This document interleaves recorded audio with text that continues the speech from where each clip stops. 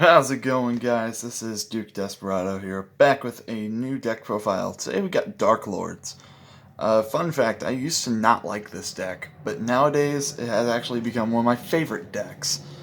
So without further ado, let's get into the deck profile. Starting off with 3 copies of Darklord Ixchel. So Darklord Ixchel has a really interesting effect where you can discard her and one other Darklord card, and you can draw 2 cards. So it gets all your Darklord cards out of your hand and into your graveyard, which is what you want, and it replenishes your hand.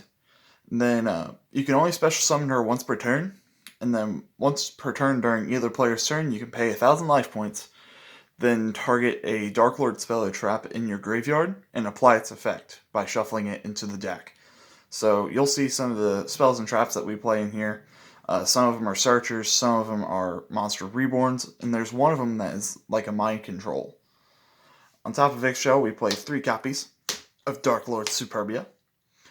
This is one of the monsters you want to revive from your graveyard. If it's special summoned from the graveyard, you can target another fairy in your graveyard and special summon it for free.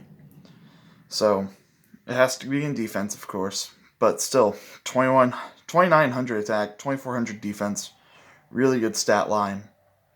One of the best cards in your deck. Then I played 2 copies of Darklord Nastin. Darklord Nastin, you gotta discard 2 Darklord cards to special summon. And then he has the same effect as Ixchel during either player's turn. Pay 1,000 life points, and then you can activate you can use the effect of a Darklord spell or trap from your graveyard by shuffling that spell and trap back into your deck. So it's a really good card. I think it's one of the best in the deck. 1 copy of Amdisk because you want another Darklord name. You can discard her and one other Darklord card to target a Darklord card in your graveyard and add back to your hand. Then she also has the same effect of during either player's turn, pay 1,000 life points, shuffle a Darklord spell or trap back into your deck, and apply its effect. Then I play 1 copy of Darklord Morningstar. This thing cannot be special summoned. If it's tribute summoned, you get to excavate the top 3 cards of your deck. Gains 500. You gain 500 life points for each Darklord card milled by this effect. And it's just a really big boss monster, I guess you could say. I only play it because I want to. If you don't want to play it, I understand. You can play a 3rd Nastin. You can play a second Amdisk if you wanted to. I'm just running this thing because I want to. Next, I play 1 copy of Darklord Zerato. If you have 4 or more dark monsters with different names in your graveyard, you can special summon it for free. Or you can special summon it for free because it's a fairy off of Superbia's effect. And then once per turn, you can send a dark monster from your hand to the graveyard and nuke the entire board. And if this effect was activated, this card dies at the end phase of that turn. So it's a board nuke. It gets your Darklords into the graveyard. It's not bad as a one-of. Then I play, for the last Darklord monster, I play Darklord Ukabak at 1-of. Basically, whenever this thing's normal summoned, it's going to send a Darklord spell or trap directly from your deck to the graveyard to set up your graveyard for other plays later on. I like it as a 1-of just because it's a normal summon, it's searchable, it's decent at what it does. Why not play it at 1? Then since this deck does play a lot of fairies, I am playing 1 copy of Darklord Christia, because you're going to be playing a lot of fairies. If you're stuck going first, you can play it, lock your opponent out of basically playing the game. Same thing with playing 2 copies of Vanity's Fiend. Cannot be special summoned, neither player can special summon monsters. Thankfully, you don't do that much special summoning. All your monsters are pretty big and beefy. It only requires 1 tribute. So, not too bad. Then, last but not least, as a small little tech, I do play 3 copies of Danger Mothman. Sorry for bumping into that. 3 copies of Danger Mothman. Basically, to fix your hand, I guess you could say. If it's discard, you draw a card, discard a card. If you get to special summon it, it gets one of your Darklords into your graveyard. That's actually what you want. That is actually it for the monsters. We're going to move on to spells. Play 3 copies of Banishment of the Darklords. This card is basically Rhoda and Foolish Burial for the entire deck. You can either add a Darklord card from deck to hand, except, well, it's not Foolish Burial. It's Reinforcement of the Army for the entire deck. Searches any Darklord card that you want.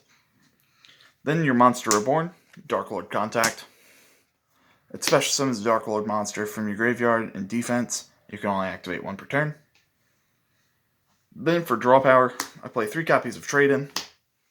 Discard a level 8 monster and draw 2 cards. Superbia is a level 8, and Zerato is a level 8. If you need to, Christie is a level 8, but I would not advise it. So, your entire deck is dark, so I play 3 copies of Allure of Darkness. Then I play 2 copies of Foolish Burial Goods to send your Darklord spells and traps to the graveyard. 2 copies of Twin Twister because you kind of lose to back row, but at the same time you don't. And you also benefit from the discard cost. And that's actually it for the spells. Moving on to the traps, we play, it looks like 7 traps, because this is a 41 card main deck. 2 copies of the Sanctified Darklord. So it sends a Darklord monster from your hand or face-up field to the graveyard, and then you can negate the effects of a monster on the field. And then you gain life points equal to that monster's attack. So, this card you want to send off of Foolish Burial Goods, because you can use either Ixchel or Nastin's effect to shuffle this back into the deck, and then you can negate the effects of a monster and gain life points. So, 1 copy of Darklord Rebellion. Fun fact, this card does not target on its destruction effect. This card also has the same cost of sending a Darklord from hand or face-up field. You can only activate 1 per turn. Then, we got 1 copy of Darklord Enchantment. You send a Darklord monster from your hand or face-up field to the graveyard, and take control of one of your opponent's monsters until the end of the turn. Again, you can send it off Foolish Burial Goods, and then use either Nastin or Ixchel to reuse its effect.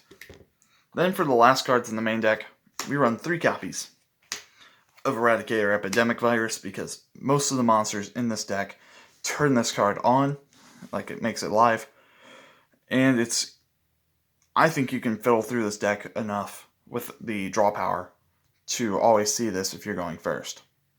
And that's actually it for the main deck. We don't have an extra deck for this yet. If you wanted to build an extra deck for it, you can put stuff in like Hope Harbinger, any rank 8s that you can think of, and that's about it.